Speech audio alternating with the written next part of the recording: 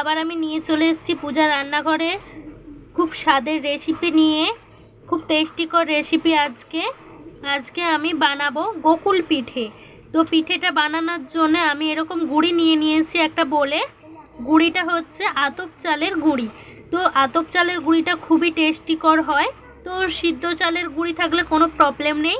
তো যতটুকুন পারবেন আতপ চালের গুঁড়িটা নেওয়ার চেষ্টা করবেন। তো আতপ চালের গুঁড়ি নিয়ে নিয়েছি। এতে আমি পরিমাণ মতন লবণ অ্যাড করব।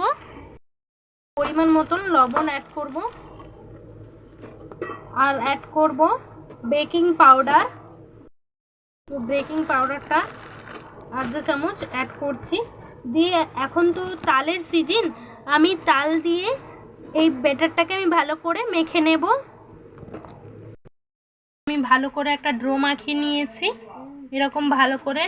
তো তালটা পরিমাণ মতন দিয়ে মিষ্টি অনুযায়ী আমি তালটাকে ভালোভাবে মেখে নিয়েছি।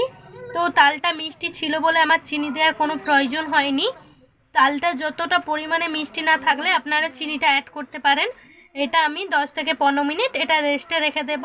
তো এর জন্য আমি পুর করার জন্য ছানি মারবো। একটা নারকেল কুড়ে নিয়েছি, দিয়ে দিয়েছি কড়ার মধ্যে। এর সঙ্গে আমি চিনি অ্যাড করব, বা বাতাসা থাকলে বাতাসা অ্যাড করতে পারেন। তো দেওয়ার পর আমি ভালোভাবে নেড়ে নেব। এটা খুব একটু ভাজা ভাজা টাইপের হয়ে যাবে। এরকম করে আমি লালচে করে ছানিটা মেরে নিয়েছি। এরকম লালচে করে ছানিটা মেরে নিতে হবে নারকেলের। তো ডালও নিতে পারেন আপনারা, ডালটাকে ভালো করে সিদ্ধ করে পুরটা করতে পারবেন। তো দেখুন এবার আমি দেখাবো। এরকম বড় বড় করে আমি লেচিটা কেটে নিয়েছি। কাটার পর আমি বেলনির সাহায্যে বেলে নেব। কিছুটা আমি গুঁড়ি দিয়ে দিয়েছি নিচে, উপরটা হালকা করে দিয়ে রাখবেন। তো এটাকে আমি বেলনির সাহায্যে বেলে নেব। বেলনির সাহায্যে এরকম করে লেয়ারটা মোটা রাখতে হবে। তো বেলে নিয়েছি, উপরে কোনো আমি গুঁড়ি দিইনি। তো উপরের কালারটা খুবই সুন্দর আসবে বলে নিচে দিয়েছি। এবার একটা এরকম গ্লাসের সাহায্যে, যে কোনো গ্লাসের সাহায্যে আমি এরকম গোল গোল করে কেটে নেব।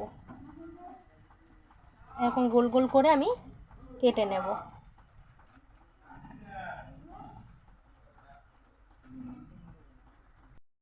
আমি ছোট ছোট করে অনেকগুলানি কেটে নিয়েছি। তো ধারগুড়ান মুড়ার জন্যে এরকম আমি জল লাগিয়ে দিচ্ছি। এখন জলটা না লাগালে ভালোভাবে চিটবে না। ভালোভাবে জল লাগিয়ে দেওয়ার পর সেই নারকেলের পুরটা আমি কিছুটা দিয়ে দেব, মাঝখানে দিয়ে দেব। এটা হচ্ছে বকুল পিঠে। কত সুন্দর খেতে, বাড়িতে আপনারা ট্রাই করে দেখবেন যে খুবই টেস্টি খেতে। তো এর উপরে আমি আবার একটা লেয়ার দিয়ে দেব, এরকমই লেয়ারটাকে আস্তে আস্তে হাতের সাহায্যে আমি এরকম করে, জলটা লাগানো আছে বলে তো ভালোভাবে চিটে যাচ্ছে, দেখে নিন। এরকম করে হাতের সাহায্যে আমি ভালো করে টিপে দিয়েছি। তো ভালোভাবে সেটটা হয়ে গেছে আমার।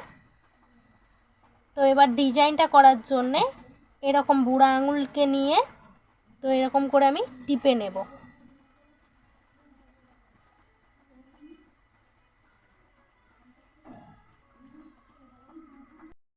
এরকম করে আমি বুড়া আঙুলের সাহায্যে এরকম করে আমি টিপে নিয়েছি। কত সুন্দর গোকুল পিঠেটা লাগছে। তো একইভাবে আমি সবগুলো করে নেব। কত সুন্দর আমি গোকুল পিঠেগুলো হয়ে গেছে। এবার আমি কড়ার সাহায্যে তেলটা গরম করে নেব। তো হালকা কুসুম গরম করব, এগুলোকে তেলে ভাজতে আমি গরম করতে দিয়ে দিয়েছি। হালকা কুসুম গরমের মতন আমি করে নেব। দিয়ে একটা একটা করে আমি এগুলোকে ভেজে নেব।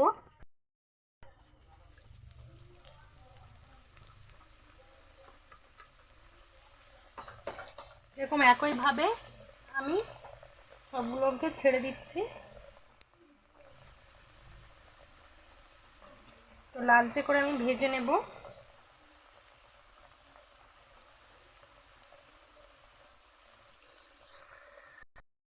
উল্টে নিয়েছি। তো লালচে লালচে করে উল্টে পাল্টে বারবার আমি ভালো করে ভেজে নেব। লালচে করে আমার ভাজা হয়ে গেছে গোকুল পিঠেগুলো। এবার আমি তুলে নেব। একইভাবে আর যে বাকিগুলো আছে আমি তেলে ভেজে নেব। দেখুন কতটা মুচমুচে, কতটা সুন্দর হয়েছে। এরকম গোকুল পিঠে আপনারাও বাড়িতে ট্রাই করুন। বাচ্চা বয়স্ক লোক খুবই টেস্টিকর, খেতে মজাদার। তো আপনারা যদি ফার্স্ট থেকে আমার ভিডিওটা দেখে থাকেন, খুবই ধন্যবাদ আপনাদেরকে দেখার জন্য, প্রথম থেকে শেষ পর্যন্ত দেখার জন্য। আপনারা লাইক কমেন্ট করতে ভুলবেন না। তো ভিডিওটা কীরকম লাগলো আপনারা দেখুন, বাড়িতে ট্রাই করে দেখুন। আর একটাই রিকোয়েস্ট রইলো, আপনারা সাবস্ক্রাইব করুন। আমার প্রথম ভিডিওগুলো আপনারা সবাই দেখতে পারবেন। আবার আমি মজাদার ভিডিও নিয়ে আসবো, খুবই সুন্দর রেসিপি। তো এই বকুল পিঠাটা আপনারা বাড়িতে ট্রাই করতে পারেন, খুবই টেস্টিকর। তো আবার আমি অন্য ভিডিও নিয়ে আসবো। এখন আমি ভিডিওটা শেষ করলাম।